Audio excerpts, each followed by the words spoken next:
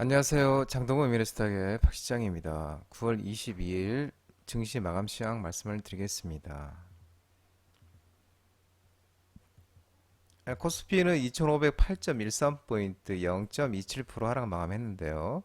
미국의 고금리 장기 우려에 외국인과 기관의 순매도에서 하락 마감했습니다. 외국인이 1291억 순매도, 기관은 979억을 순매도하였습니다. 코스닥은 857.35포인트 0.39% 하락 마감했는데요. 개인과 외국인의 순매도에서 하락 마감했습니다. 외국인은 108억 순매도, 기관은 이제 579억 순매수하면서 코스닥은 낙폭을 줄이는 모습이었습니다. 미국 9월 연방공개시장위원회 FMC 등 연방준비제도의 매파적 기조 우려, 그리고 미국의 국채 금리 상승, 부담 확대, 그다음 미국 증시가 부진했고, 또한 이 두산 로보틱스 청약이 오늘 마감이 됐죠. 이 두산 로보틱스 청약 마감에 따른 증시 자금 유출도 지수 압박 영향에 코스피는 또 이틀째 하락하는 모습입니다. 다만 그 장 초반에 2,500포인트가 무너졌는데 2,500선은 지켜내는 모습입니다.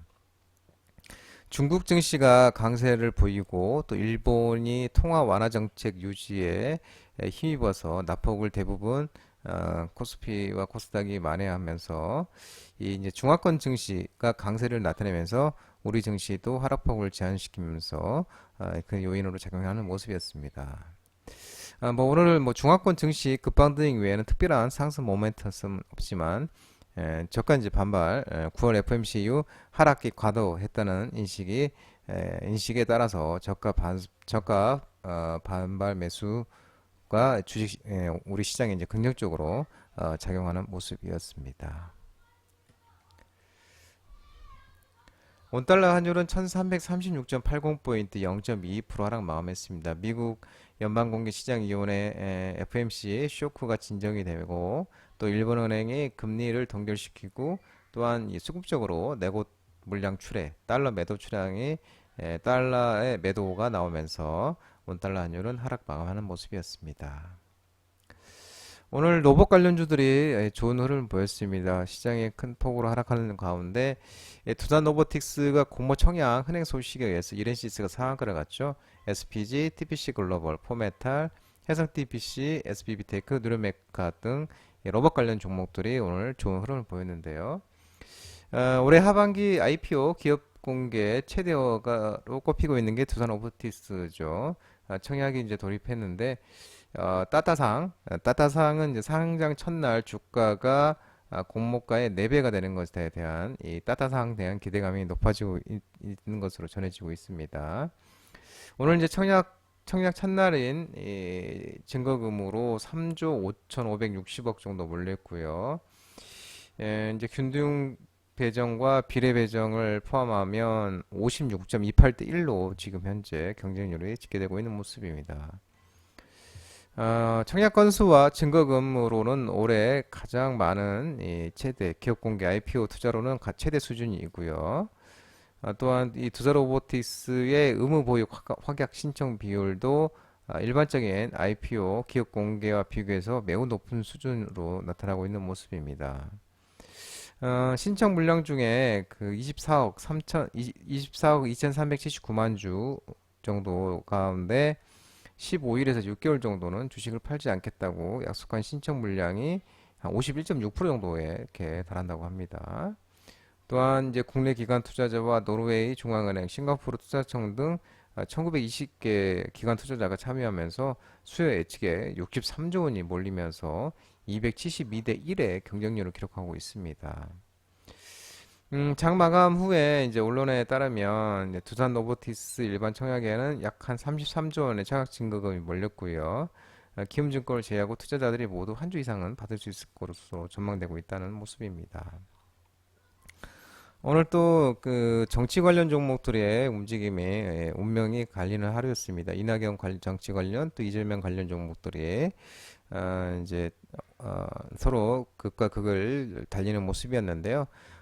더불어당 민주당 이재명 대표가 어제 체포동의안 가결 소식이 전해졌죠. 그러면서 등락이 엇갈렸습니다. 그러면서 이 이제 반사 이익으로 이제 또 이내관 관련 종목들이 움직임이 있었는데 서원이 상한가 같고요. 부국철강, 남선 알루미늄, 남아토금, 남성, 남아산업, 이월드, 구경지엔앱, 서원, 서원 두 번 들어갔네요. 서원 상한가 갔는데 주연테크, 대창, 삼부토건이 이제 이낙연 관련 종목이고 또 PM풍련이 이제 상한가를 갔죠. PM풍련, 코메론, CCS, 유나이텍, SG글로벌가 네, 김동연 경기도지사 김동연 관련 종목.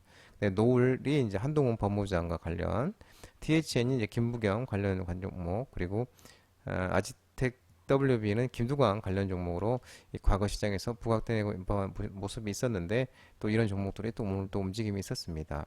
반면에 이제 이재명 관련 종목 쪽은 체포 동의안 가결 소식에 동신건설, 에이텍, 토탈소프트, CS, 에이텍 모빌리티, 코이즈 등 이재명 관련 종목들은 하락하는 모습이었습니다.